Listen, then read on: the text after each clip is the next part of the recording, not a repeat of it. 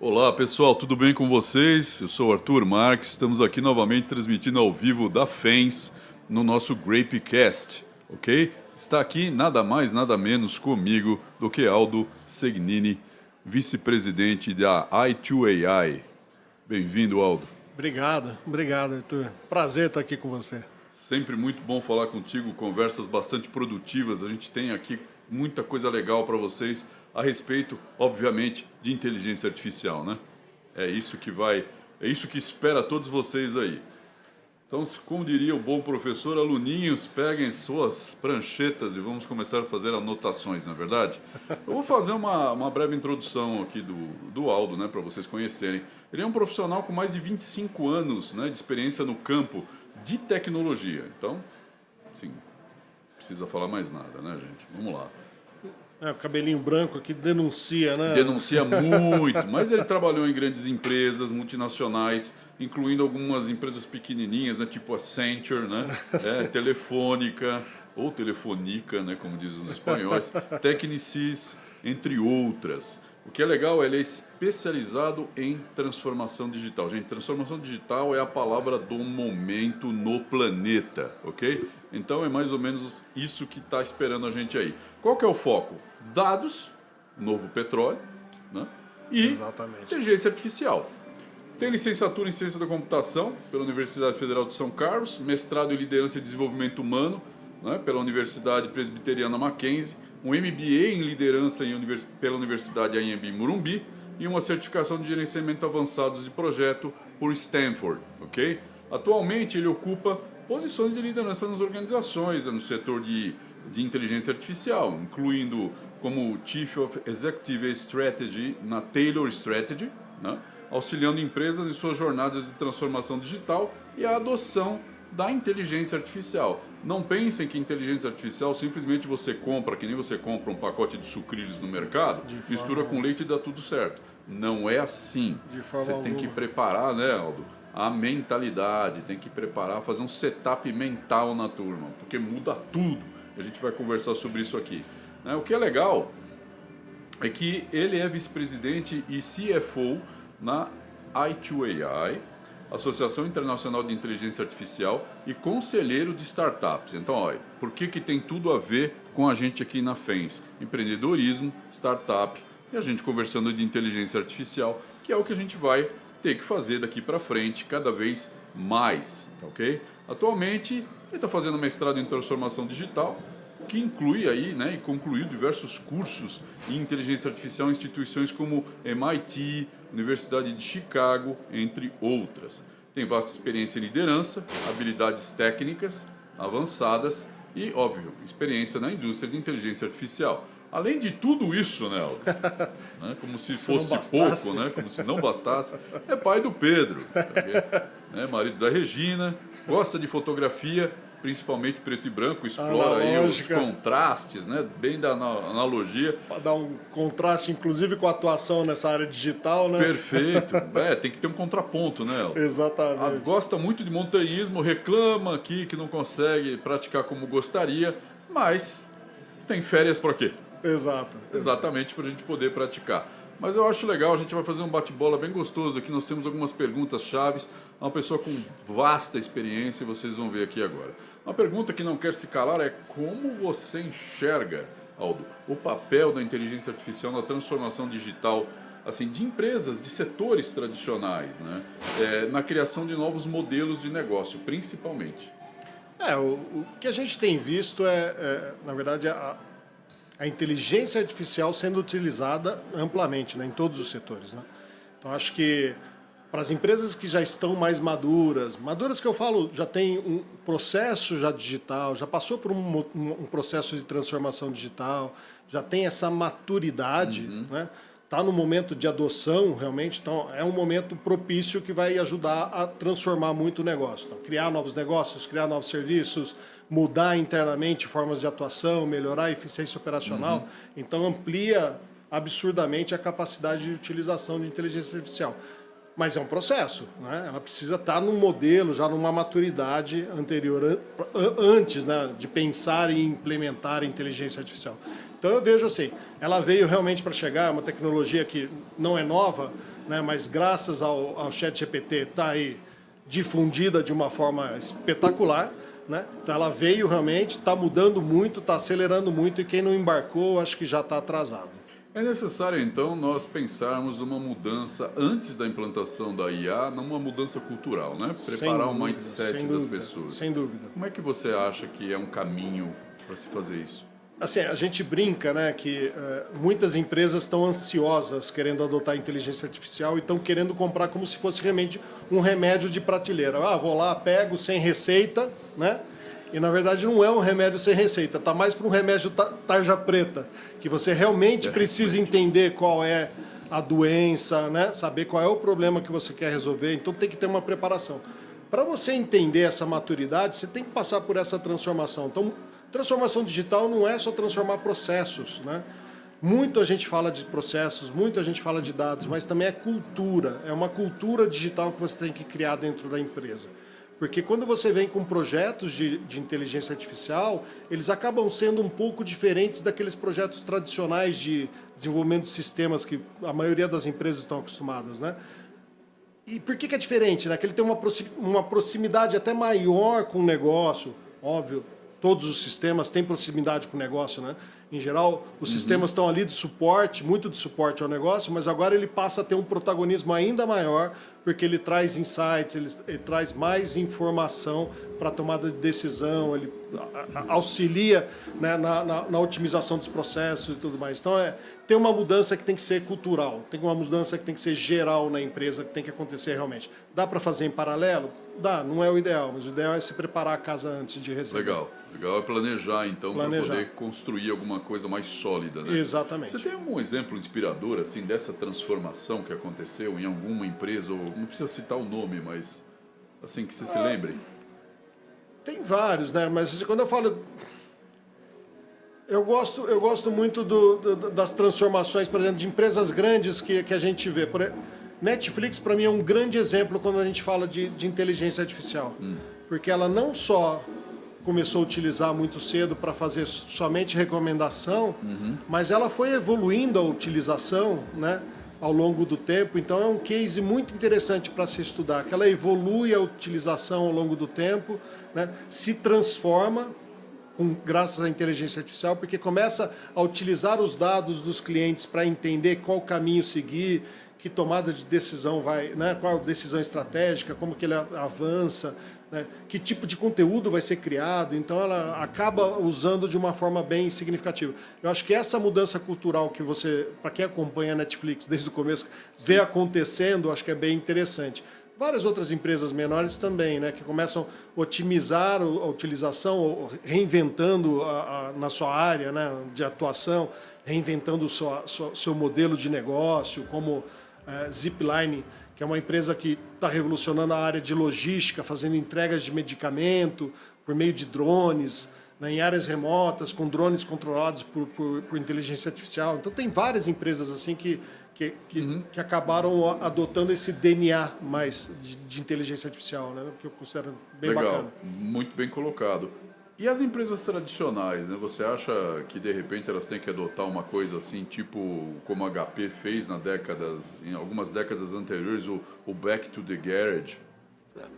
Eu acho que sim. Assim, o problema das empresas tradicionais para o meu ponto de vista, claro, né? O problema é ela conseguir equilibrar a operação, o dia a dia, o que está tocando, o que faz a empresa ter o sucesso, né, com essa inovação, né, de poder trazer não só pequenas aplicações para o negócio que já existe, mas começar a pensar em novos negócios, em novas soluções, novos produtos utilizando inteligência artificial. Conseguir esse equilíbrio, eu acho que é o grande desafio para as empresas tradicionais, né?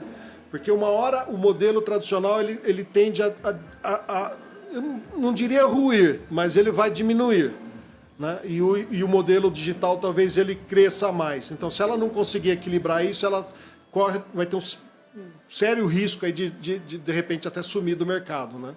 Então, acho que o desafio é conseguir equilibrar, sabe? Conseguir... Como é que eu começo a fazer essas pequenas implementações que vão melhorar a minha eficiência operacional, que óbvio eu preciso, né? Mas como é que eu começo a olhar também para fora, né? O pessoal fala muito dessa gestão ambidestra, né? De você conseguir fazer mais... Sim.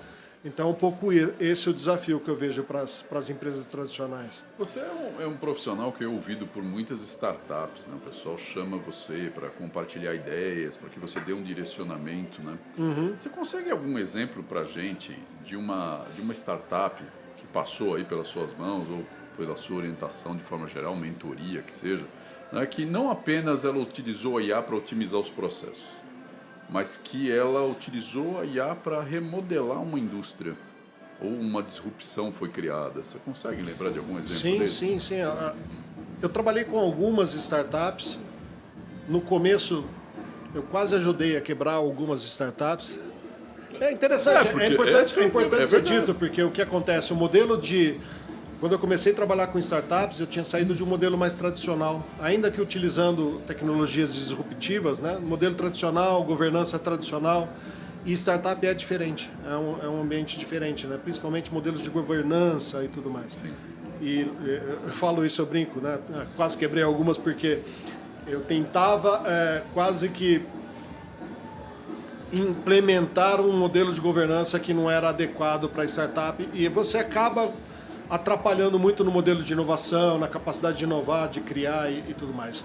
Mas eu passei por algumas startups, por exemplo, uma que trabalhava com alimentação saudável, né, e que tinha o objetivo de criar a melhor alimentação para atletas, para pessoas que buscavam performance. Alta performance. Exatamente, esportiva. Considerando ciclos de treinamento, então mudando realmente a forma que a nutrição entra na vida do atleta, sabe? Então, considerando ciclos de treinamento, considerando características pessoais, inclusive de pesquisas de DNA, que hoje em dia está bem acessível no mercado, então você consegue fazer, considerando várias características desse tipo, ciclos de treinamento, objetivos, né? E aí direcionando a alimentação para esses atletas da melhor forma possível, né? Melhorando performance, melhorando recuperação e tudo mais. Então essa seria uma startup que é interessante, que usou bastante para mudar um pouco o mercado. Show de bola, porque você acaba ajudando o atleta também na pós-vida de atleta dele, né? Exatamente, o que você acontece prolonga, normalmente é que você, né, perde completamente a tua forma, né? É isso, você acho consome caloria pra caramba e você não faz mais esporte. Né? É isso. E quando você considera também o ciclo, você muda consideravelmente, não, as necessidades do atleta mudam consideravelmente, né? E por consequência o tipo de alimento que vai ser oferecido para ele, lógico, vai mudar. Então, se ele está no momento de recuperação, a gente acelera essa recuperação, melhora a recuperação. Se ele está no momento que ele tem que realmente melhorar a performance, também muda a demanda. Você falou uma coisa interessante, né, que faz parte do aprendizado de todo mundo. Eu também passei por situações assim, que a gente quase quebrou empresas, né, como diz o outro. Mas me fala uma coisa, nesses desafios que você enfrentou, né, que lições aprendidas que você pode trazer para a gente aqui, para todo mundo que está assistindo a gente? Acho que prototipar é importante, você errar rápido e barato, né? Tentar fazer as suas validações, validar as hipóteses, sabe, da maneira mais fácil, mais rápida possível, né? Formular adequadamente as perguntas, a gente já conversou bastante sobre isso, né? Entender o problema, saber exatamente quais são as perguntas que você tem que fazer para resolver esse problema. Acho que esse é um caminho importante. E quando a gente fala de IA, eu falo assim, acho que ter uma consciência de que a sua solução tem que ser aplicada de uma forma responsável e ética, para mim é essencial, né? E isso leva, inclusive, a questões como a validar muito bem seus dados de teste, né? Quais são os dados que você vai utilizar. Que a gente fala, se você coloca linguiça na sua IA, sai linguiça, não vai sair nada muito diferente, né? Não vai sair. Então não tem como você colocar um conjunto de dados para treinamento que é um conjunto ruim e esperar resultados bons. Perfeito. Né? Então é importante, esse tipo de coisa para a inteligência artificial eu diria que é crucial. Então, prototipar, testar muito, dedicar bastante tempo no entendimento do negócio, na modelagem e tudo mais, sabe? Tentar não acelerar muito os processos. As coisas precisam acontecer realmente no seu tempo correto, né? Perfeito. Quem acelera demais a entrada da produção corre um sério risco de colocar soluções muito ruins e muitas vezes danosas. A gente acaba aprendendo, né, na pior forma possível, e hoje em dia, né, o cientista de dados, ele investe muito tempo fazendo o setup do dado. Né? Por quê? Porque ele precisa, a partir de uma análise descritiva, entender aquele universo para poder atuar nele. Né? Exatamente. Se eu não conheço o meu dado, eu não consigo... É aquele negócio, entrou linguiça, sai linguiça, não tem jeito, né? É isso aí. Não vai mudar nunca, né? E tem a gente estava falando, né, lá no começo também, assim, da importância da responsabilidade, né? Você tem que olhar isso com muita responsabilidade, entender os vieses que podem existir nos seus dados, tentar tratar isso. Tem vários casos, né, de empresas gigantes, a Amazon já errou muito com isso, né? Sim. Fazendo processos de seleção, errou, selecionando pessoas, considerando características de profissionais de alta performance, mas de momentos em que no mercado praticamente só tinha homens na área, né? Então, assim, acabou excluindo mulheres do processo. Absurdo. Então absurdo. coisas que dá para hoje em dia a gente sabe, dá né? para É o coded bias, né? Que exatamente, a gente fala, né? exatamente. Então, isso é uma coisa que envolve muito, porque, por incrível que pareça, pessoal, o que nós estamos conversando aqui é que a IA ela sofre um processo de codificação, porque ela é um setup de programas, um ecossistema. Você vai programando para fazer isso. Mas o que acontece, né? Acontece que o viés do código é causado pelo programador. O programador tem o viés na sua cabeça. Todas as coisas sociais as quais ele foi construído vão influenciar no código que ele vai gerar. É isso que o Aldo está falando aqui. É isso aí. Quando a gente fala do modelo em si, lá do matemático que está por trás da IA, ele é neutro. Sim. Né? Ele é neutro. Mas o que é construído em volta, né, aí tem que ter essa preocupação. Os vícios de regra, né? Essas coisas. Exato. O sistema que você vai construir, os dados que você vai utilizar, então tudo isso é super importante. Né? Então, show de bola.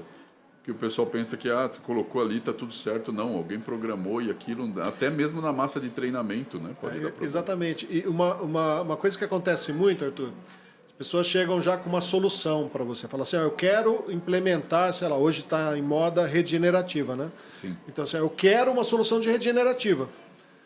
Eu falo, mas para que você quer isso, né? Por que você quer regenerativa? Qual é o problema? Qual era a dor, né? E aí quando você vai entender, né, geralmente o modelo ele é escolhido justamente depois dessa análise dos dados. Então, no final das contas, né, se a gente for olhar direitinho, quem escolhe o modelo de inteligência artificial é o dado que está disponível, não é nem são as pessoas, é a característica dos dados. O que tem ali para janta, exatamente. né? Não tem Não muita é muito, fuga, né? Não. Legal. Olha só, à medida que a IA ela se torna mais integrada, né, em nossas vidas, como é que a gente pode garantir que os líderes empresariais, né, que às vezes você não conhece exatamente o que está por trás disso, né, eles estejam atentos, né, às questões éticas, à responsabilidade social e o desenvolvimento de soluções baseadas em IA? Como é que a gente deixa isso mais ético? Essa pergunta é muito boa. Assim. Eu acho que passa por um processo de conscientização. Né? Todos os nossos projetos, por exemplo, a gente tem uma preocupação muito grande de conscientizar. É o que a gente estava falando da cultura no começo, da criação dessa cultura. Então, a cultura, para você criar essa cultura, você tem que conscientizar. Ele tem que começar a entender qual é a responsabilidade nessa transformação, porque isso vai mexer com pessoas, vai mexer com... Né? Então, é importante ele entender. A adoção de IA pode mexer com o trabalho de algumas pessoas. Então, como que você prepara essas pessoas para assumirem outras responsabilidades? Como é que você adota isso, né, de uma forma que a inteligência venha realmente para colaborar com o humano, né? Certo. Para fazer uma colaboração, para potencializar as nossas capacidades humanas, que só nós temos, a inteligência artificial não tem, né? Como é que ela pode potencializar isso, trazer mais informações? Como é que você tira a pessoa que estava lá numa atividade repetitiva e prepara essa pessoa para ela estar numa atividade, de repente, mais criativa? Né? Perfeito. Que ela vai poder usufruir do que a inteligência gera, né, para poder gerar mais valor para o negócio. Então, acho que esse é um caminho, fazer a conscientização, fazer com que os empresários entendam qual é o possível impacto e que ele comece a trabalhar já com as pessoas treinando, né, fazendo o upskilling dessas pessoas o mais rápido possível, preparando. E tem que ser com olhar, eu diria que tem que ser com olhar bem amplo mesmo, assim, falar, eu vou preparar essa pessoa pode ir para o mercado? Pode. E está tudo bem se ela for para o mercado. Claro. É uma responsabilidade sua, né? Faz parte do jogo, né? Então eu acho que é um pouco isso, sabe? Conscientizar e ajudar o empresário a montar esse programa de preparação das pessoas e fazer com que as pessoas possam conseguir até novas recolocações, se for o caso. Fundamental, Internos ou você está externos, falando. né? Fundamental mesmo. E ele quebra um pouco desse ciclo vicioso, né, que existe em você simplesmente substituir mão de obra por automação e botar um caminhão de gente na rua, né? Na verdade, todo empresário, gente, ele é corresponsável, né, a partir do momento em que você tem pessoas dentro da sua corporação. Você não pode fazer com que esse reducionismo ele seja apenas no sentido do lucro ou no sentido do emprego do capital de uma forma mais inteligente. Ganho de eficiência o mundo sempre teve, novos processos e tecnologia sempre aconteceram durante a trajetória humana, mas nós estamos num momento social muito importante no qual nós precisamos capacitar as pessoas. Nós temos que acreditar nas pessoas, né? Até porque, a gente até comentou sobre isso, né, Aldo? O que acontece? Os primeiros clientes de uma empresa são os seus funcionários. É isso aí. Se você não impressionar, se você não os ajudar, se você não entender quais são as motivações que estão por trás, o que eles precisam, né? Porque você também tem que entender que são seres humanos e que têm necessidades. Então, fazendo com que isso aconteça, a gente humaniza e coloca uma IA mais ética, mais estruturada e mais inteligente no sentido literal da palavra. É isso aí. Para que isso funcione, não é verdade? É exatamente. Eu acho assim, a gente tem que ter preocupação realmente com a aplicação da IA, então ela tem que ser responsável, né? A gente sabe que a tecnologia, de uma maneira geral, não só a inteligência artificial, ela é privilégio de algumas poucas pessoas, né? Não é um privilégio de todo mundo, é de poucas pessoas. A inteligência artificial é um privilégio de um grupo menor ainda, hoje, né? E ela tem um potencial de realmente mudar a humanidade. Tem. Né? Do jeito que está hoje não, mas ela evolui muito rápido, está evoluindo muito rápido, e ela tem o potencial de realmente mudar a humanidade, para o bem e para o mal. Então, assim, se a gente não assumir uma responsabilidade, né, de ter uma aplicação ética dessa inteligência artificial, né, assumir um pouco desse protagonismo, levando essa responsabilidade para as empresas e tudo mais, eu acho que a chance da gente ir para o caminho errado acaba crescendo. Né? É então, necessário uma sensibilização. Exato, né? Exato. Então a gente tem que se preocupar com isso. Né? Tem aquela frase que fala, uma vez que você sabe, você não pode fingir que você não sabe mais. Então, sabendo dos impactos que a inteligência artificial pode gerar, né? Não dá para você fingir que você não sabia e falar, poxa, eu não sabia que podia causar isso. Então é importante conscientizar até para isso. Para a pessoa poder tomar uma decisão. Né, Aldo? Exato. No mundo, hoje em dia, a União Europeia discutindo legislação. Né? Isso, todo mundo discutindo regulação. Então, a gente vê a regulação no Japão mais aberta, querendo incentivar o crescimento, deixando os dados para treinamento fora dados públicos, né? Que são utilizados geralmente para treinamento, principalmente de redes generativas, fora dessas questões de propriedade intelectual e tudo mais. A Europa já seguindo um caminho diferente, o Brasil tende a acompanhar muito o que a Europa faz. Né? Então, assim, tem que olhar tudo isso, mas está todo mundo olhando. Eu acho que esse tipo de pressão, né, de legislação, da sociedade, né, esse tipo de pressão ajuda com que as empresas adotem uma IA responsável, ajuda, né? É super importante para garantir esse caminho, né? Mas eu acho que cada um tem que assumir a sua responsabilidade também. Entendeu? Perfeito. Perfeito. E você, olhando pelo viés dessa responsabilidade social que é inerente ao empresário, é inerente a todos, mas como nós estamos falando do empresário especificamente, porque ele tem o poder de contratar isso, de montar isso, de fazer o bem ou fazer o mal, como você mesmo disse, quais são as principais assim, lições que você imagina, né, que esses líderes têm a aprender com uma IA ética? Excelente pergunta. Eu acho que eu vou ter que filosofar um pouco aqui. Por favor, por favor. Eu diria assim, No final do dia, né, quando você faz uma adoção de uma IA, a gente vê vários caminhos, por exemplo, não que as intenções sejam ruins, as intenções normalmente elas são boas, que levam para consequências que nem sempre são ruins. Então a gente vê casos, por exemplo, da adoção de visão computacional, identificação de pessoas no Reino Unido, para poder identificar pessoas procuradas e tudo mais, que começou a gerar muitos falsos positivos, ou seja, identificando pessoas normais como terroristas ou qualquer coisa assim, como pessoas que poderiam ameaçar a sociedade. A segurança, né? A segurança, e que gerou muito problema. Né? Esse é um tipo de aplicação que, eticamente falando, não seria o melhor caminho. Né? Outro, nos próprios Estados Unidos, eles tentaram criar um modelo de score para crédito e que acabou excluindo, né, minorias. Por uma questão óbvia, né? Quem mais tomava crédito era uma maioria e tudo mais, então você tem mais dados de treinamento dessa maioria, a minoria fica pouco representada, ela acaba sendo excluída de uma certa forma. Sim, a amostra então, fica míope, né? Então, quando você leva em consideração as questões éticas da sua aplicação e tudo mais, eu acho que você tende a trazer uma solução mais justa, realmente, assim, no final do dia, né? E tende a ter mais aceitação. Então, acho que ter essa preocupação já no começo, o ethical by design, já lá no comecinho, na hora que você está desenhando a solução, acho que vai fazer com que ela seja mais aceita e de repente, o seu sucesso seja maior até do que se você não tiver essa preocupação, entendeu? Sim. Então, acho que é um pouco por esse caminho. Assim. Ethical by design é uma coisa que deveria ser implementada assim como a gente pensa na parte de cybersecurity. É isso. Então deveria ser uma coisa já implementada naturalmente, né? Acho que a gente vai para um design dessa natureza também. É uma questão de tempo, né? De maturidade, exato. Né? Como logo que surgiu surgiu não, né? Que o ChatGPT já vem desde 2018, né?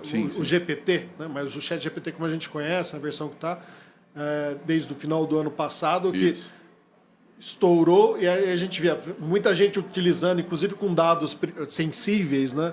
E vazaram dados e tudo mais. Ele foi se estreitando, né? Exato. E agora já a preocupação, todas as soluções que estão surgindo tem uma preocupação gigantesca de segurança, né? Sim. E ética. O pessoal pensa que essas as coisas vão generativas, né? Baseadas em conversas, né? Tipo chatbot, elas nascem como brota do chão uma semente, né? O pessoal não tem noção da quantidade de sensores, né? De censura mesmo que foi feita. Milhares de pessoas treinando essa base durante quase décadas, né? Se a gente parar para pensar, trabalhando forte em cima disso. Então o que a gente vê como produto acabado que a sociedade consome, não vê por trás o trabalho que foi feito para se conseguir aquilo, né? E fala, não, isso aqui eu vou resolver meu problema de escola, como diz o outro, né? Assim, ou então eu vou responder. E também eles não sabem que a resposta, às vezes, aliás, muitas vezes é errada, porque é o contexto do problema, né? Ele tem que ir atrás para saber, né? Exatamente. As alucinações, né, que a gente chama... Né, ele alucina. Termo técnico. Quando ela traz uma resposta que você lê, parece que faz total sentido. Plausível, é ótimo, plausível. E a hora que você vai pesquisar realmente... Exato. Logo que saiu essa versão, eu perguntei dos livros que eu tinha escrito e ele trouxe 3 ou 4 livros com títulos excelentes, só que eu nunca escrevi um livro. Então, assim, ele lista, pois né? Então hoje em dia já não faz isso. A pessoa tem que ter consciência daquela informação que ela está perguntando para saber se bate, exatamente. Né? Porque ela não tem experiência. Quem tem experiência é a gente que gerou conhecimento, né? Porque a gente vivenciou aquilo. Né? Você falou, não, mas eu não escrevi nada, como assim? Exatamente. Né? Então, existe algum caso notável assim que você... Porque nós estamos falando de colaboração, você concorda comigo? Sim. Né? O pessoal que fez a censura para colocar o conteúdo correto, o pessoal que verificou a integridade, se o dado era sensível ou não. Né? Como é que você vê, assim, em que nível que está essa colaboração hoje, quando a gente olha para a sociedade e a IA? Você acha que a sociedade vê a IA com deslumbramento, mas para pensar se realmente aquilo vai ser útil para ela? Ou existe uma corrente que vê aquilo como uma colaboração, que acha que aquilo é bom para a vida e para a melhoria da sociedade? Eu vejo assim, está muito diverso, sabe? determinados grupos com medo. Medo mesmo, né? Não entendo, parece uma magia, né? Como que ela sabe isso, como é que responde, tem consciência, não tem consciência, então muito medo, que olha para a IA como se fosse realmente um dragão com inúmeras cabeças, né? Eu vejo gente já muito mais pé no chão, conhecendo a tecnologia, sabendo do potencial. Então, por exemplo, potencial de colaboração com a área de saúde é incrível, né? Incrível, impressionante. Eu acho que é onde a gente vai ver grandes evoluções nos próximos anos. A gente já viu, por exemplo, DeepMind criou o AlphaFold, que resolveu uma questão de biologia de mais de 50 anos, um problema de biologia que ninguém conseguia resolver, que era da estrutura das proteínas, não sei o quê. Conseguiu fazer isso e está acelerando muito na pesquisa. Covid teve IA Covid no meio, teve muito IA, independente de... Acelerou demais pesquisa de vacina, independente de qualquer coisa, se acredita ou não, mas acelerou muito pesquisa, né? Próprio Inner Eye da Microsoft, que atua ali apoiando na análise de imagens e tudo mais, apoiando o médico, né? Na análise de imagens radiológicas. O Watson também, né? O Watson também, né? Teve uma frustração lá no começo, mas agora apoiando também. Então tem vários caminhos que eu vejo muita colaboração. Acho que depende muito do grupo, né? Eu acho que essa consciência a gente tem que tentar trazer. Por exemplo, outro lugar que tem muito potencial de colaboração é na educação. Para melhorar a sala de aula. Melhorar a sala de aula no sentido assim, de tornar mais atrativa, né, mais dinâmica, fazer com que a criança, não só a criança, todos nós, né, que a gente possa ter mais atenção, prender atenção com conteúdos mais interessantes. Eu acho que tudo isso tem um potencial grande para colaboração. Só que ainda tem aquelas pessoas que acham que é um dragão lá com muitas cabeças, né? Então a gente tem que ir devagarzinho, conscientizando, cortando algumas cabeças lá para tornar um bichinho mais tranquilo. Mais domesticável. Mais né? domesticável. Mas, saindo da sociedade e indo então para setores, setores empresariais específicos, né? Muitos desses setores eles estão prestes a serem significativamente impactados pela IA. Né? Que conselhos você daria, né, para esses líderes empresariais ou para esses setores mesmo industriais, né, que estão à beira dessa transformação e não tem como voltar? Até aquele provérbio chinês, né, que fala que o melhor momento para plantar a árvore foi há 20 anos atrás e o segundo melhor hoje é agora. Né? Eu diria para ele, melhor momento para você começar a estudar ou pesquisar, tentar implementar IA foi há alguns anos atrás. O segundo melhor é agora. Né? Então embarque. O que eu falo é embarque. Mas embarque do jeito correto. Né? No embarque, não estou recomendando a todas as empresas, a todos os setores que façam adoção imediata de IA. Não é isso. Estou falando, embarca nisso. Você precisa entender em que momento você está, qual transformação você tem que passar, que tipo de maturidade você tem que conquistar. E até saber qual é a tua, né? Cultura, né? Mas embarca agora, porque eu não lembro quem foi que falou que em alguns anos, né, vão existir dois tipos de empresas no mundo somente, né, as que utilizam IA e as que estão fora do mercado. Então, embarca agora, porque isso realmente vai ser uma realidade. Não tem volta, né? Não tem volta. Essa que é a ideia. Vamos lá, então, já que você falou nisso daí, eu vou te fazer uma outra pergunta, né? Como é que você vê ou tem um exemplo de uma IA que você pudesse colocar para a gente aqui que impactou significativamente, né, a experiência do cliente? Aí eu vou chover um pouquinho no molhado, porque para mim o ChatGPT ele está gerando tantas soluções que estão melhorando a experiência do cliente, né?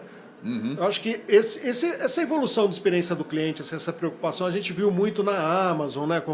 Com sistemas de recomendação. De recomendação de produtos, então já com essa preocupação, né? O próprio Netflix tem muito essa preocupação. Então, ele tem tanto essa preocupação que a disputa por tela para ele é tão importante, óbvio que o que vale para ele é tempo de tela. Claro. Então, que acaba tentando melhorar o máximo possível a experiência do cliente ali.